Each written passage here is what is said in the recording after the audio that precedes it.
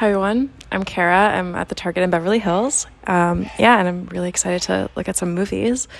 Last year was really exciting because the top grossing movie of all time was literally Barbie, which is kind of amazing. Barbenheimer, they put them together. I mean, this is like a classic collection, you know what I mean? So I think the best way to watch it, you can watch a movie any way you want to. Like, I'm not going to yuck your yum, but in my opinion, you're better off watching the really sad dystopian future movie first. I really think that Florence Pugh wasn't utilized in a way that she could have been. But the rest of the movie is like, okay, it's definitely sad. I'm just going to leave it at that. I'm just going to leave it at sad. I just feel like after you've watched this movie, you should just try to see it in the largest screen possible. If you watch it on anything smaller, it's just not going to have the same effect. So, yeah, maybe I'll leave it.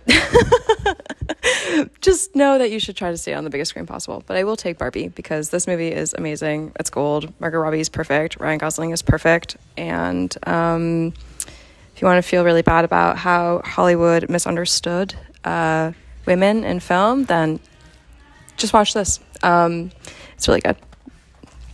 What else?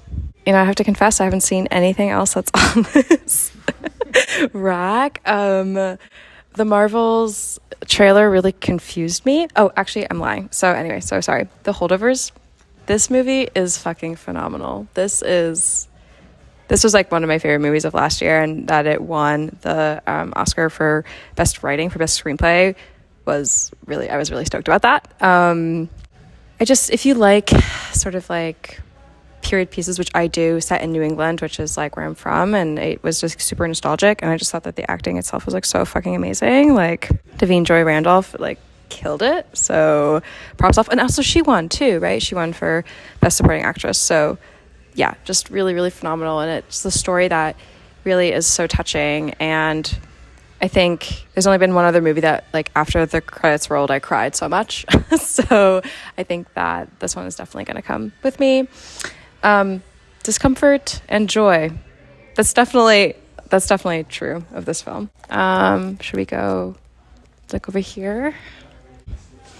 Well, okay. See, if you're gonna choose between the Blu-ray and the regular one, I would say take the Blu-ray of Barbie. Just personally. Oh, Little Mermaid's so cute. I think this is such a great story. I'm not really a Disney kid, but this one really got to me. I think it was the first movie I saw by myself in LA when I moved here, and I don't know, I just think that Haley does such a good job in this role, and I think that everyone should watch it. It's just joyful and really silly and a good take on this classic Disney movie. I mean, there's so many amazing movies here on this road. Dream Scenario. When I was going into it, I sort of thought it was going to be like The Holdovers, and I couldn't have been more wrong. But it's really like whimsical, and it has like this magical surrealist element to it. And it really is about like, what if you were the worst, most annoying person on earth? And that question gets answered. So I think that I would highly recommend this film. I don't know if I'm going to put it in my basket because he's a really annoying character, but definitely great acting. Oh, this is so silly. I'm trying to like pick really like serious movies, but I know I just picked Little Mermaid, but this is such a classic, The Country Bears. I think I was like 11 when I first saw it, and it blew my mind away. Like, honestly, when I watched Camp Rock, I thought it was like a total ripoff off of The Country Bears. So I don't know what else to really say about it that hasn't been said before.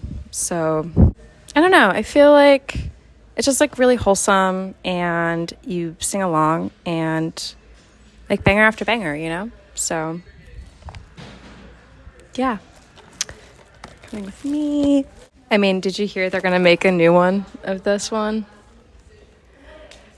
I'm like kind of excited. Like when I was growing up, I watched a lot of Wallace and Gromit, and they're gonna bring the penguin character back, which is amazing. I feel like just for the nostalgia factor, see, they have he's coming back. Oh, wow. That's so exciting, right? Like, yep, they're proposing it. Oh, and the one with the pants was really great too. So I feel like my dad definitely like bootlegged these. Like he recorded it on the TV with a VHS tape and I watched it all the time, so I feel like maybe I should like pay it forward and get this collection, because the stories are just really sweet, and I love claymation, I love animation, and it's like super tedious work, but it really pays off. So yeah, okay, I feel like that's gonna be good. Okay, I mean, listen, like, we've all seen it. We've all wanted to be with every single one of these brothers. I was not prepared for this story in any sense of the word. And I'm not going to spoil it, but the real tragedy, well, there's many tragedies in this movie. So if you're not really willing to cry over family trauma, then don't watch this. But, you know, to feel something, it's something really good to put on. When the first sort of like main tragedy happened on camera, I was like, whoa. And Zac Efron, I mean, come on. He's just like one of the best. And Jeremy Allen White. It was one of those moments where I was like, oh, finally people are understanding how grounded of an actor and how hot he is, you know, when he was in this movie. And I thought that was just like a really good casting choice that they made. And it was one of those films, I don't know if you've like noticed this before, but like for some movies, about you get through like the 3/4 of the way through and then you have a weird montage sequence and you are like, oh yeah, I'm still like really watching a movie. And I didn't feel that with this film, so I would say it was really great. I feel like I have to talk about Dune.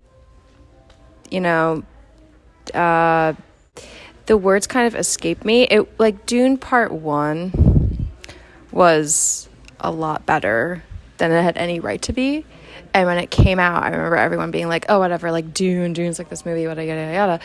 But then, of course, like, Villeneuve really just, like, showed us how you can make an epic of grand proportions in the year 2024. And it was, like, I feel like it was something that I haven't seen since, like, Lawrence of Arabia, you know, like, that scale of that grandeur. And I feel like, obviously, with Blade Runner, he was really, like, leading up to making something so grand of such an epic proportion. And I thought that, like, Timmy was such an interesting choice casting-wise, because I guess he embodies Paul, the character, already. I mean, obviously he's an actor, but, you know, like, when you think about, like, that character, you're like, okay, like, he is this, like, not very imposing force, and then he's gonna, like, over the course of the story, lose his mind. And I just felt like when you get into the first couple scenes and he's being sort of tested, that scene alone, it's just him and one other character, it's so powerful, it's so palpable. And like from there on, like, yes, the visual effects are amazing, yes, the camera work is amazing, yes, the action scenes are amazing, but like what's really intriguing about this is that like all of the character work that happens throughout is just like kind of mind-blowing. And to direct a epic story in that way, I think is like so fitting, and I feel like he really nailed it. So then I would have to get the 2-film collection, because part 2 is just as good and just as amazing. And, you know, I'm ready to see how the world is going to go into utter chaos in part 3. Yeah, I feel like I got a good selection of, like, I don't want to be too greedy. I just feel like I got a good selection of, like, fun and also, you know, epic and, you know, classic.